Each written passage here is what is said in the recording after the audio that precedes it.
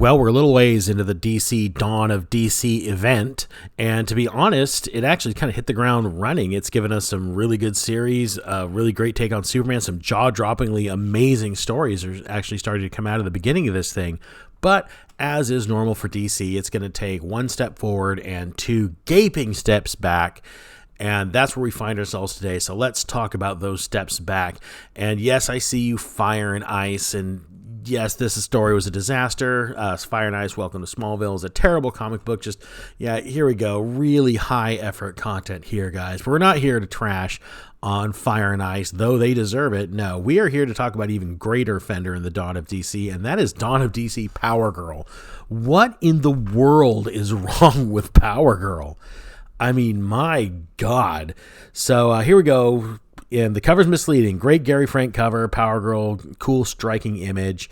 And then you open the book and we start the story and we're introduced to Power Girl. But this isn't our Power Girl that we're used to. She doesn't even have the same secret identity. Gone is Karen. Now we have Dr. Paige Settler.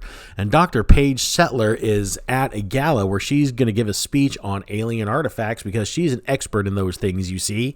And she gets called up to the stage, and we are quickly introduced to the fact that she is a socially awkward moron. For some reason, Power Girl no longer knows how to interact with human beings. She kind of stumbles around like a socially awkward bird and fumbles her way through conversations, doesn't really have a solid grasp on the English language.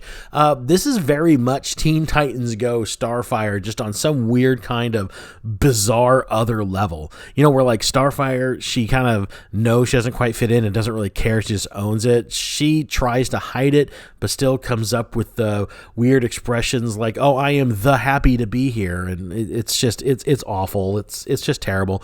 So we stumble through this stupid scene where she's dealing or discussing these alien artifacts. Some of them look ominous and some don't.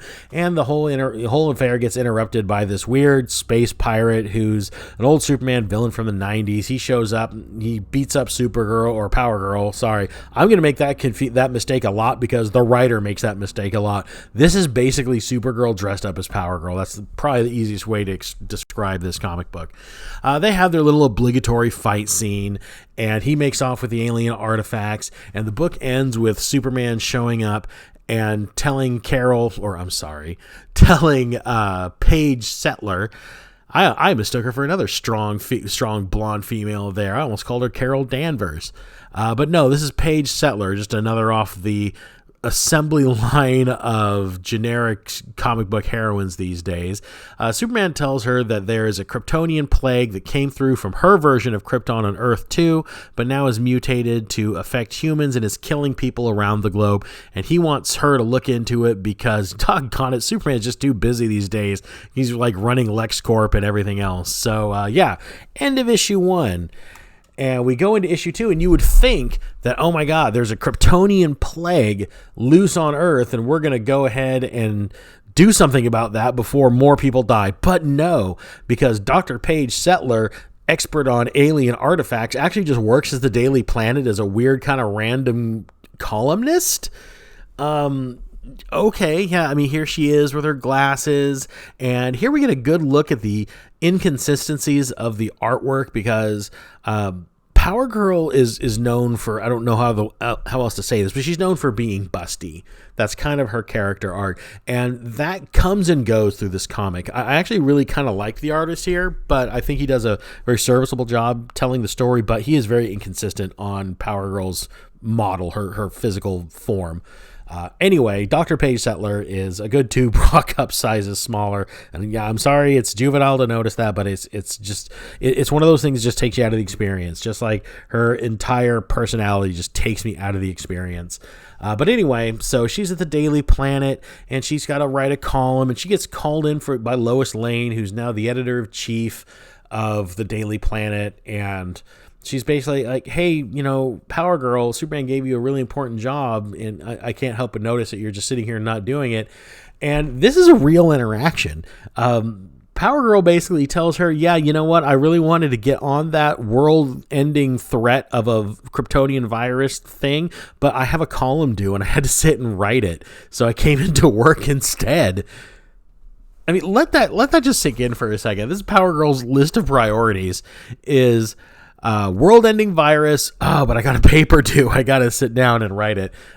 Lord knows that, if she fails in her mission, who's going to read her column? But anyway, that's her priorities. But nonetheless, she gets motivated by Lois Lane, who basically says, yeah, you know what, I'm going to reiterate the entire end of the last issue and go through that conversation with you again, Power Girl, because I want you to go off and do this thing. And we're just basically sitting here to waste about 8 pages of comic story. So meanwhile, while all that's happening, we check in on evil space pirate guy, and he's kind of admiring all of the little artifact things that he stole, and he comes across a really gnarly face huggerish looking one, and so he decides, I see that thing moving and squirming in my direction. I better put my face directly in front of it. And lo and behold, the thing jumps up and possesses him because it's an evil face hugger. And he orders his crew in his evil space huggery voice to set course back to Earth.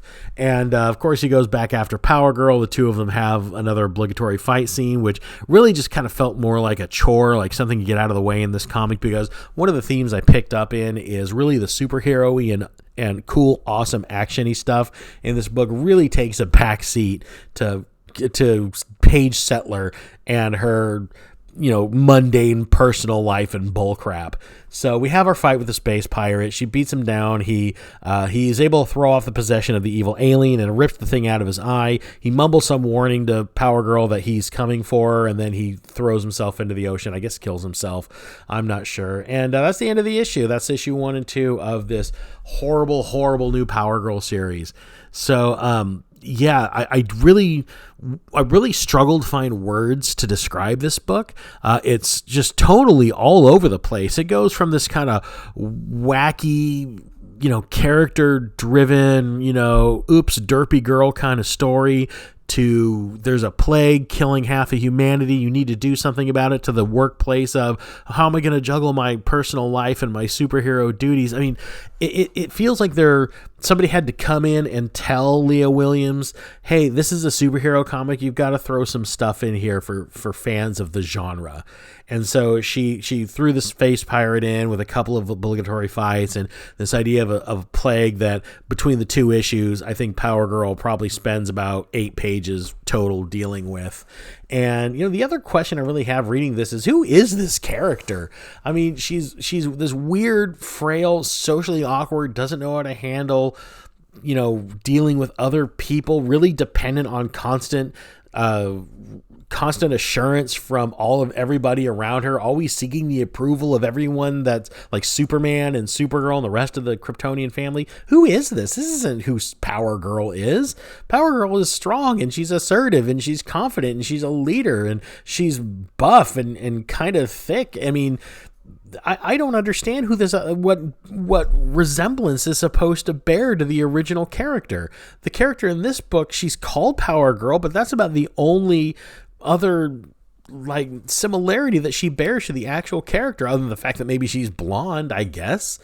But I was reading this and it did not ring to me as the character at all. And this is one of those moments where it comes back to, I always say, the problem with the comic book industry is not the creators and artists and everybody out there right now. It's the editors. An editor should have stepped in, read this script and said, this isn't Power Girl. Go back and research who this character is and bring me a story that features her, because that is not what this is.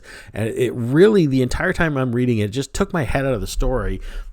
Page after page. And as bad as that is, really the most cringeworthy part of this story is her relationship with her best friend / roommate and nothing else, Omen. I mean, my God, every single interaction with these two is just weird, cringy, internet meme garbage. I mean, look at this panel here where this really just sums up their entire relationship here. It's like, I'm so good at hugging now. I was going to say, look at my awkward little alien girl learning how to human. Who is this? First of all, why would Power Girl, the character that we've always known, allow somebody to pander down to her at such a horribly stupid level? And why does she need this kind of reassurance? And where are all her muscles? I mean, what the heck is going on in this panel? And every interaction with her and Omen is like this, whether they're having their cupcake dinner at night or they're sitting playing video games on the couch.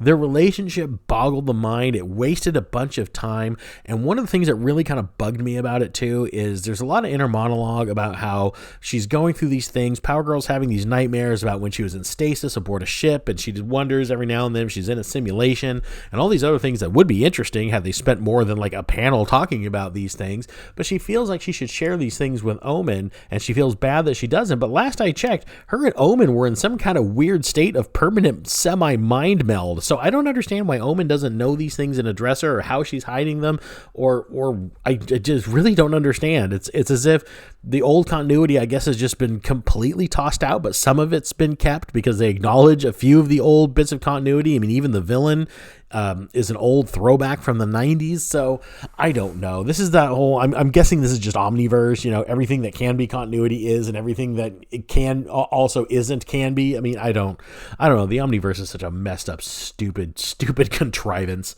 But anyway, so yeah, that was my major gripe with their relationship, is it just makes no sense. It's stupid, it's awkward, it's cringy, it's not in keeping with the story that they built up just in stories from a couple of years ago. I mean, these aren't, the Power Girl Omen dynamic is not old.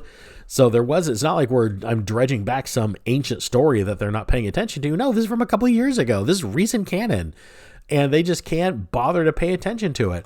So yeah, Power Girl Dawn of DC, this is a throwback to what was bogging DC down and dragging it to the bottom of the sea like a pair of cement shoes. And the fact that this was able to be just secreted out onto comic book shelves when DC's trying to rebuild their image just shows how weak this comeback that they're launching really is.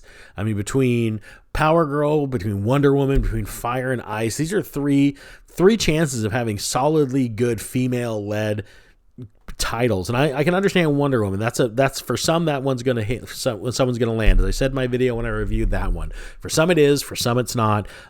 It just depends on where you fall on certain things. I can't imagine anybody picking up Power Girl, especially somebody who's a fan of the character, reading this story and really enjoying it. It's such a terribly written book. It fails at its basic fundamentals of storytelling. It's got all these things going on, nothing really having anything to do with each other. The characters' priorities are just a mishmash of I need to save the world, but I also need to turn this paper in to meet my deadline, or I'm going to get fired. It's just, I don't know. As I said, words fail me in describing this absolute puke stain of a comic. So that's all I have to say. I don't think that this book is worth any more of any of our time. So if you see this, if you haven't picked this one up, just pass it by, especially if you're a fan of the character. This will do nothing but infuriate you. But let me know, if you read this book, did you see the Gary Frank cover and say, oh, that looks cool, and pick it up and give it a shot? Let me know. Let's talk about it in the comments below. While you're down there, do all the usual things. Hit like, subscribe to the channel if you're not already a subscriber. YouTube's been dumping subscribers from channels left and right. So if you were a subscriber, check to make sure you still are, and I will talk to you in the next video. See you then. Bye.